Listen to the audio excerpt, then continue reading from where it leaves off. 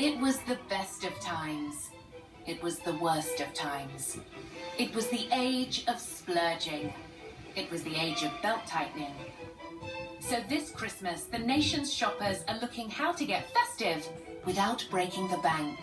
Luxury, but at an everyday price. Enter two retailing heavyweights fighting to win our business this year. Christmas has always been a battleground for retailers, but this year it is tougher than ever.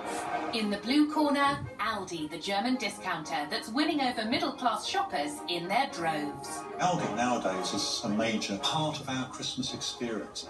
In the green corner, Harrods, the iconic posh department store selling deluxe top-of-the-range goods. You walk in it feels magical, and being surrounded with such luxury makes it feel very special. In this programme, we put these two unlikely Christmas rivals to the test, head-to-head. They look quite nice. Yeah. I actually think that's a high-end cracker. To ask whether you should go for cheap and cheerful this festive season, For a tenner, that is not bad at all, is it? or raid the piggy bank for a luxurious treat. Harrods has some of the finest champagne, the most expensive Russian caviar, the best tea from China. So join us as we ask, who does Christmas better, Aldi or Harrods? It's December, and the annual battle amongst retailers for our Christmas pound is in full swing. And this year, two old but very different foes will be reigniting a festive feud that dates back decades. The origins of this strange rivalry go back to one extraordinary Christmas, just as Britain was sliding into recession. Are you taking me? Are you asking me on training? It's 2008, and the country is in the grip of a financial meltdown.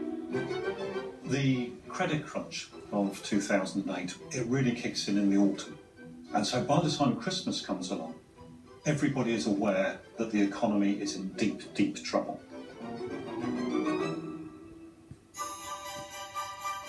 But people don't want to cancel Christmas. You still want to have a good time, but how do you save money on it? And one of the answers is you go to Aldi.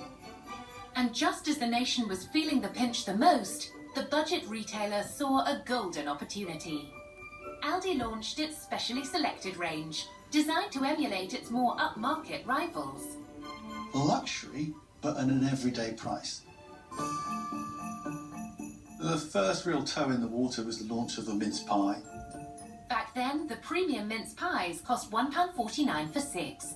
Still a low-priced product, but one with lofty ambitions. They claim that their mince pies are just as good quality as ones worth twice the price. And everyone's a bit sceptical about this. But a consumer campaign group and the British public would prove Aldi right. Which, who are a very respected consumer organisation, they run a blind taste test of all the main supermarkets' mince pies. And in 2008, the mince pie outscored all others. They even outscored the mighty Harrods. It made headlines purely because nobody expected it. Harrods, seen as, the creme de la creme of retail. How can their mince pies be beaten by a German discounter? It really was a shock for everyone. We got such a level of advertising we could have never paid for. There are a whole bunch of consumers who read about them in the national press and think, oh, actually, I might pop into my local Aldi and I'll get a box of mince pies. And then when you're in there, you might pick something else up and then you've won over a new customer. It was a retailing coup. The once derided budget brand went head-to-head with the most luxurious of stores and won. And Aldi made the most of this victory by bringing out loads more luxury treats. You can buy the special Christmas goods that weren't there before. You have the smoked salmon, you have the caviar, you have the sparkling wine. The range was a huge success, winning yet more awards and putting the luxury players' noses seriously out of joint. When Aldi cracked Christmas, that was a moment, a tipping point for them as a business. And they've been attracting waves of new customers ever since. I've definitely converted to doing all my Christmas shopping at Aldi. You get quality things there and it's cheap. It's cheap and cheerful. Yeah, I go there every week actually. I wouldn't shop anywhere else now. We love it. You can't get enough of it. The German discounter has never been more popular, especially at Christmas. In fact, last December it had its best Christmas sales ever, selling 43 million mince pies, 21 million pigs in blankets, and 118 million Brussels sprouts. I think Aldi nowadays is seen as being almost just another supermarket. And in 2022, for the first time in its history, Aldi rose to Britain's fourth largest supermarket, pushing Morrison's off its long-held perch. They're doing well at Christmas because they're offering something that's luxury and saying you can come here for your mince pies, you can come here for all the things that you like that are British and Christmas, but also, you can also come here for the basics. And the key to the German brand's success? Stocking all the Christmas classics at some of the lowest prices around. And despite rising inflation and an untimely avian flu outbreak, Aldi is determined to make sure they have the cheapest whole turkeys around. One of the things that's probably going to really resonate with shoppers of Aldi this year is the turkey price promise. Whilst the medium bird has gone up in price since last year, they are committing to price match any other retailer, not on any other promotion, and is a British turkey. That's a great way to get shoppers through the door. And price and quality aren't the only areas they hope to compete on. Their wacky food innovations have drawn in the crowds too, and this year is no exception. They've actually created a pig in blanket in a Yorkshire pudding. It must be a very cosy pig. So again, it's something that people will go there for because nobody else does it.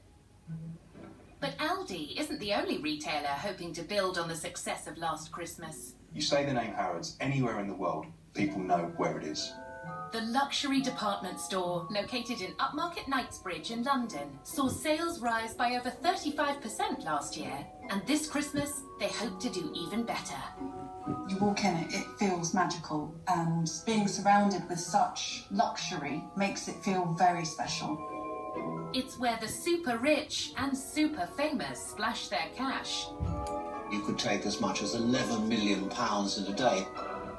From queens of celebrity to the Princess of Hearts, Harrods has served them all. George Michael always used to come in on Christmas Eve. Mick Jagger walking through the doors once, and I looked up and I just got a, all right. A key way Harrods has been drawing in the world's wealthiest over the years is by offering some of the most expensive gifts imaginable. It was a perfume that's £115,000. What can you put in a perfume that can be worth that much money? But of course, if you've got the woman who's got everything, what else can you give her? They had a 22-carat gold iPhone. I believe there was diamonds on it, and it was $1 million plus for a phone. It's also previously sold helicopters to millionaires, £5,000 hampers, and £20,000 shirts. Its motto in Latin is everything for everyone, everywhere. They will have what you want, and they may even have what you don't even know you want. So important is Christmas to Harrods, the entire lower ground floor is turned into a winter wonderland like no other. At Christmas, they transform a whole area of the store into Christmas World, where you can buy Harrods mince pies, and then, if you really want, you can go down to the luxury jewellery store and spend a couple of £100. As far as a customer is concerned, I think that they just be wowed by everything that they see. Very, very Christmassy. It made me feel so good. There is a lot of different decorations or just make you get in the spirit of things. And it makes you feel very festive. And we know that once we've come to Harrods, we're getting that little bit closer.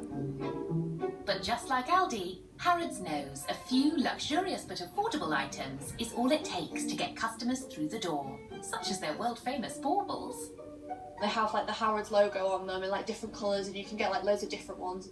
It's like a little souvenir that we take from London, put it on, and remind us that we've been here. Baubles were really cool, very big. They're probably the biggest I've ever seen.